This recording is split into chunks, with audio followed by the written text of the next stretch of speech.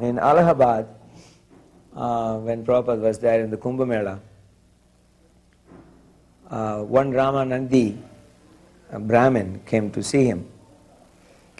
During the traveling of Bullock cart, we have stayed in his house, so we invited him to come to Allahabad. He wanted to know when Prabhupada would be in India, and he was there in Allahabad, so he has come to see. It was an Ekadasi day, and the Kumbh Snan is going to be happening in next day. And that day is the first Snan, first bathing, and then second bathing is going to happen. So Prabhupada is sitting, stretching his legs under his desk like this, and his feet are like that, and he is sitting back like that. So it's Ekadasi. So Prabhupada is talking about Ekadasi. And then Prabhupada says, Ekadasi, lotus feet fried in ghee. You see, that is very good for Ekadasi. and he is closing his eyes and shaking his head like lotus seed fried in ghee. It was the best thing for Ekadasi. So somebody immediately went to arrange that just by hearing it, running out to the market. You know, Kumbh Mela is like filled with lakhs of people. 2 minutes later, this man arrives, this Ramanandi Tilak, which is young son, maybe 9 years old.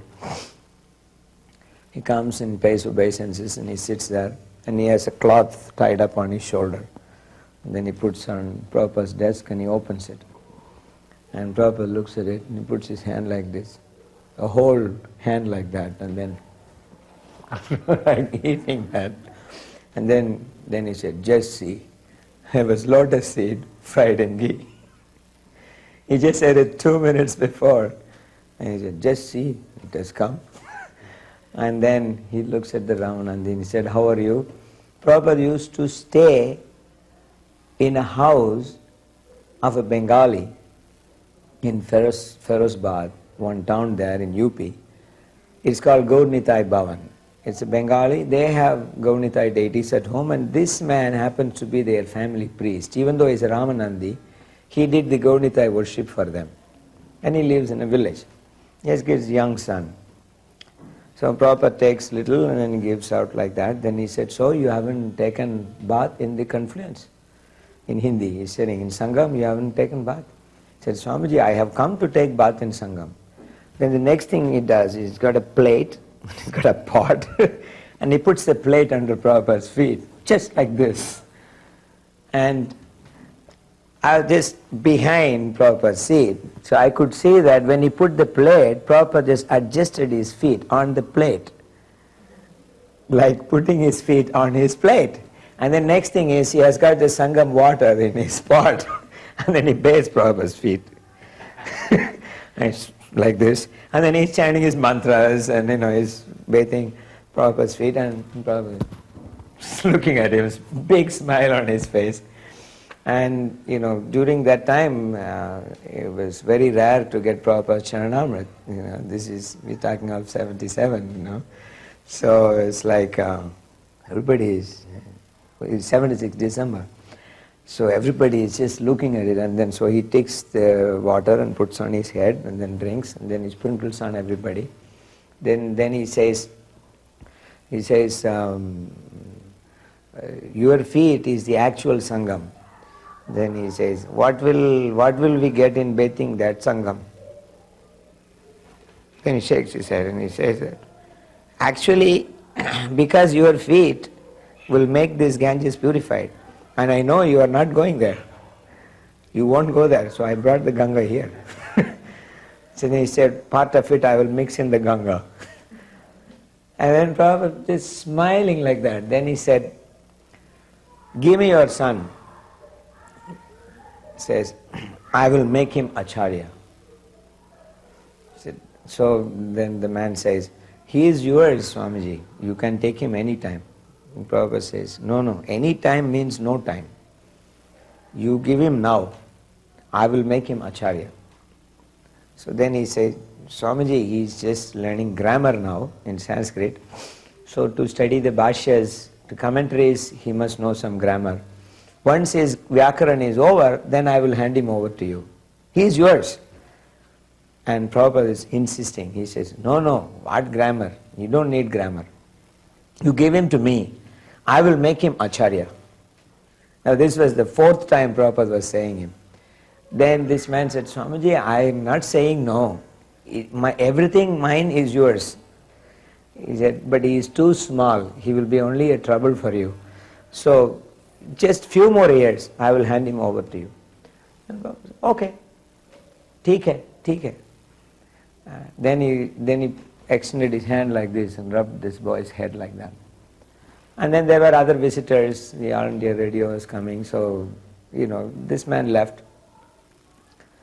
And then so many years passed by and I'm taking Gurukul boys to Allahabad, Ardha Kumbh Mela, for them to see the different groups and akhadas and learn something, laboratory work. So I have about 10 Gurukul boys with me, and I have heard during that time that the Ramananda Sampradaya, after so many years, they were broken into lot of sects. And especially the Sadhu sect of their group was not interacting with the other groups.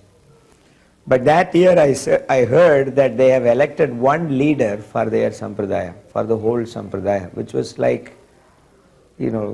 difficult to believe. They will never come together. They were all fighting. And now they have selected one man as the supremo of all their sect. So there was a huge Ramananda stall there, in the camp. So I told the boys that you should see this, because God knows tomorrow one of you may be becoming a guru.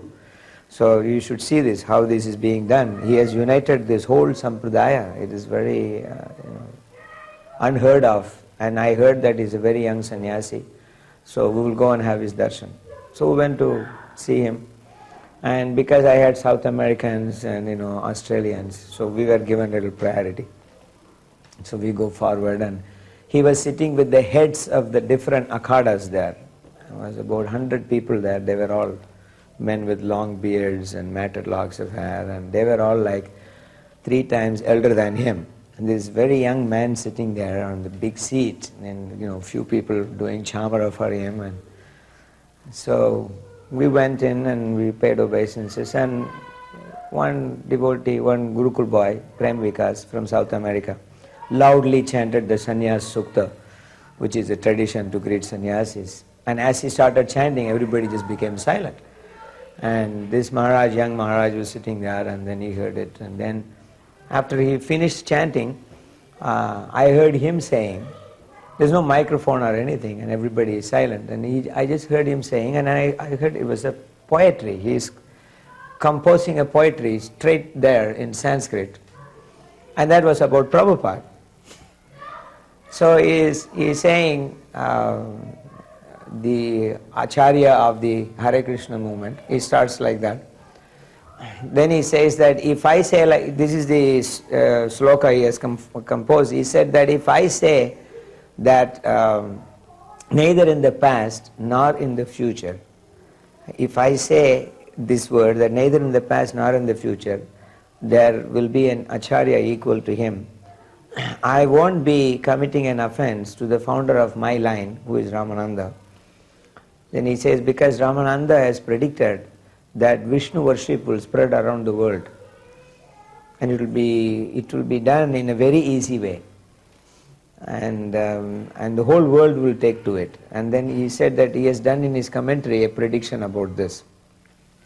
Then he said this, and as he was talking, I just realized this was that same small boy who Prabhupada just rubbed his head like this, and then he was telling him, the same person. I can hear his voice, and then I saw him moving. I said, but this is the same person.